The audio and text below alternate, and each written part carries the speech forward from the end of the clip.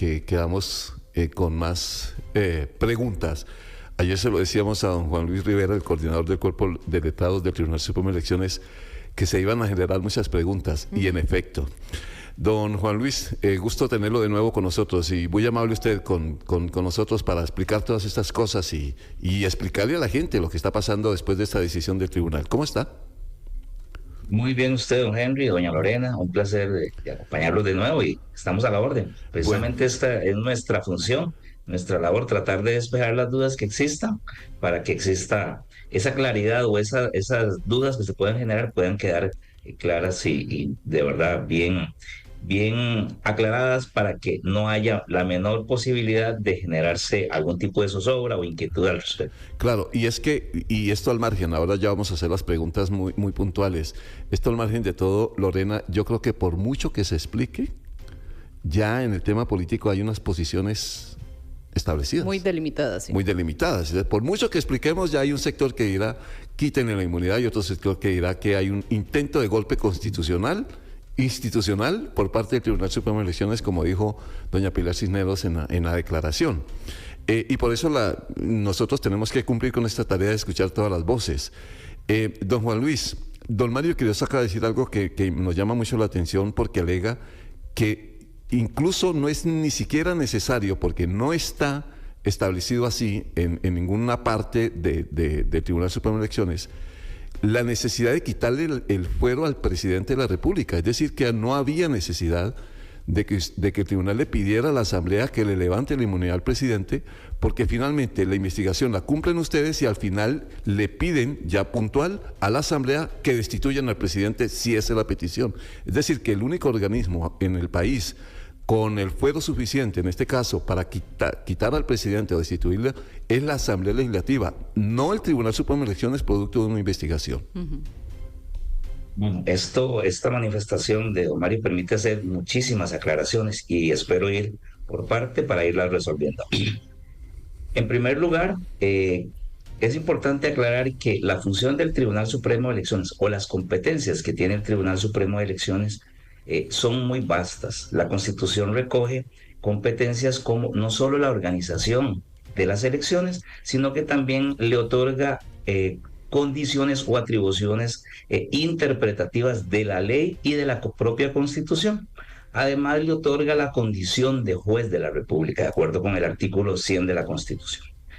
Definidos, digamos, algunos rasgos de estas competencias, lo primero que hay que decir es que el Tribunal Supremo de Elecciones desde el año 1996 hizo una interpretación de la propia Constitución cuando se enfrentó a una circunstancia donde debía definir si se levantaba la inmunidad o no de miembros de supremos poderes. En aquella oportunidad, desde el año 92, desde el año 96, el Tribunal Supremo de Elecciones interpreta la Constitución y dice que previo a realizar cualquier investigación contra un miembro de supremo poder, es necesario el levantamiento de la inmunidad, de modo tal que esta regla constitucional fue interpretada por el propio tribunal, que es el único que puede interpretar estas normas constitucionales, y así quedó definido. En segundo lugar, eh, esta definición o esta atribución de levantar la inmunidad de un miembro del Supremo Poder fue recogida posteriormente en el año 2009 con el Código Electoral. El Código Electoral, a partir del artículo 270 y el propio de la cancelación de credenciales de miembros de supremos poderes, define un procedimiento bajo el cual se va a seguir esta regla y contempla levantamiento de inmunidad, de modo tal que esto es una derivación de esta interpretación que hizo el tribunal desde el año 1996. En tercer lugar, nosotros como país estamos suscritos a un modelo interamericano de tutela de derechos fundamentales, la Corte Interamericana de Derechos Humanos. La Corte Interamericana de Derechos Humanos ha precisado en muchísimas oportunidades, que la única posibilidad de retirarle la credencial o la condición de funcionario de elección popular a una persona es porque lo sea mediante un proceso que lo dirija jueces de la República. Órganos administrativos, órganos parlamentarios no cumplen con el estándar americano de tutela de derechos fundamentales, de modo tal que no podría pasar al Parlamento para que haga este tipo de juzgamientos, porque incluso incumple con un parámetro o un mandato convencional.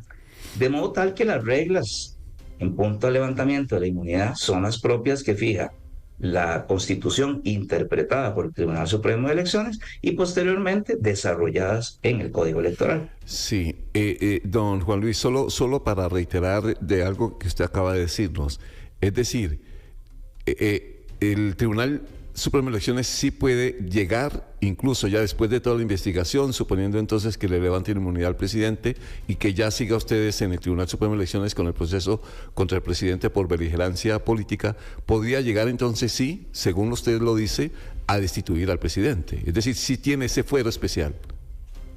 Efectivamente, precisamente llegar a este punto, al menos de poderle intimar cargos al señor presidente de la República, continuar con la investigación y llegar posteriormente a una decisión que puede ser, aquí hay dos vías, tal vez, don Henry y doña Lorena, y es que puede ser que al final no se acredite que hay ningún tipo de falta y el asunto pues se archivará, pero si los jueces electorales en este caso entienden que la conducta infringe las normas de beligerancia, debe sancionarlo el Tribunal Supremo de Elecciones, de acuerdo con lo que dice la propia Constitución.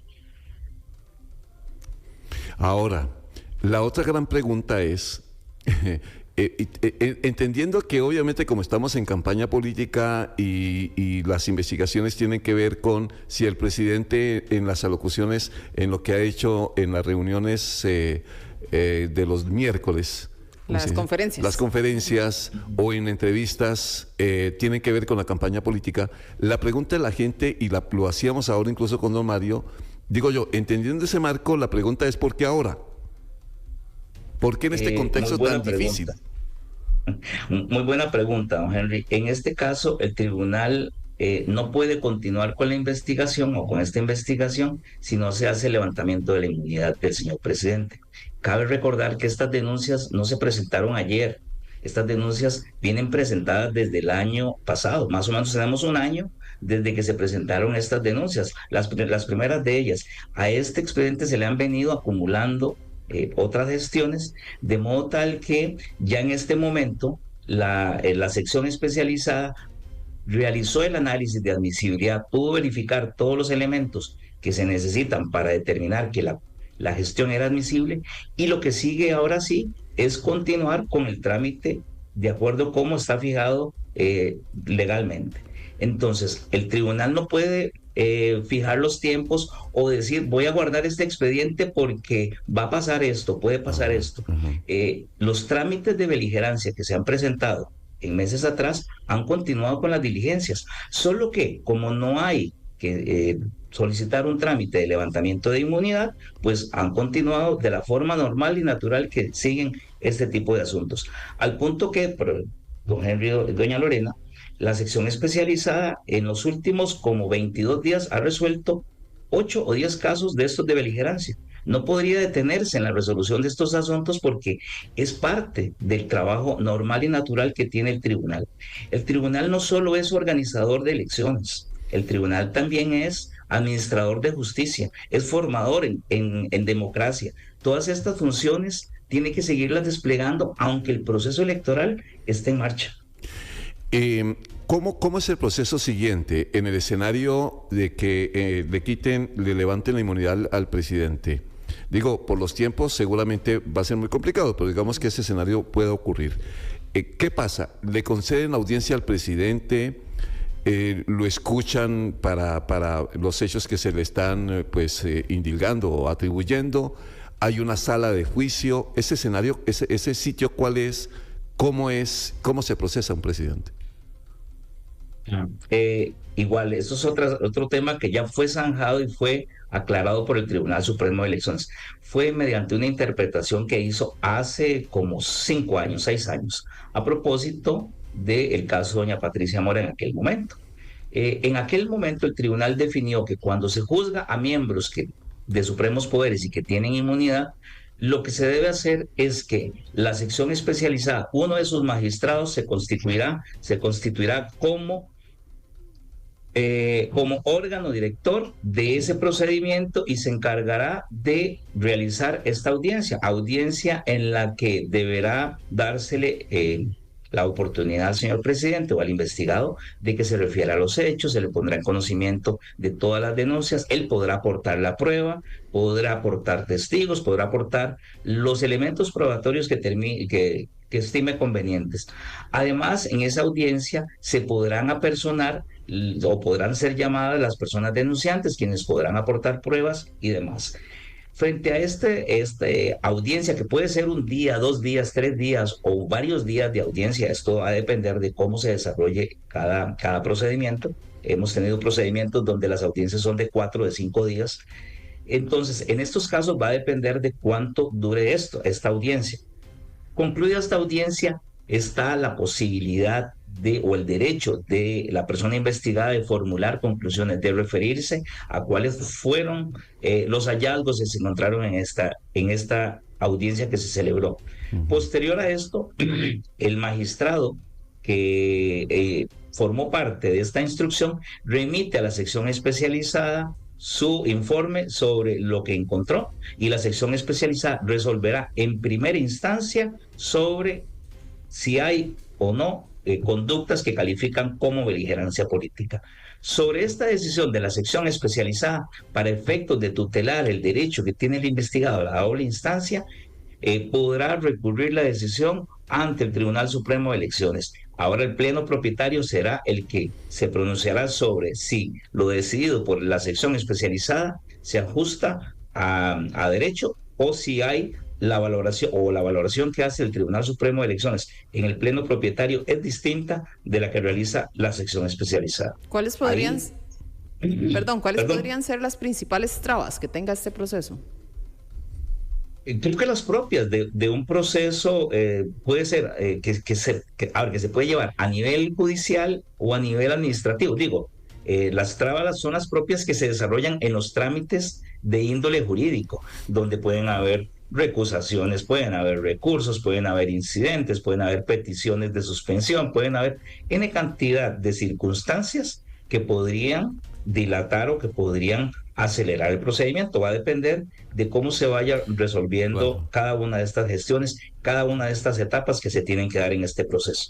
La sanción, por ser esto, obviamente, el tema electoral, como usted bien lo ha reseñado, la sanción la aplica directamente el Tribunal Supremo de Elecciones. Digo, no, a partir de ahí no hay necesidad de que se eleve a tribunales de justicia, por ejemplo. Don Henry, le decía al inicio que una de las preocupaciones del constituyente fue otorgarle al Tribunal Supremo de Elecciones competencias suficientes para que pudiese resolver todo lo relativo al tema electoral.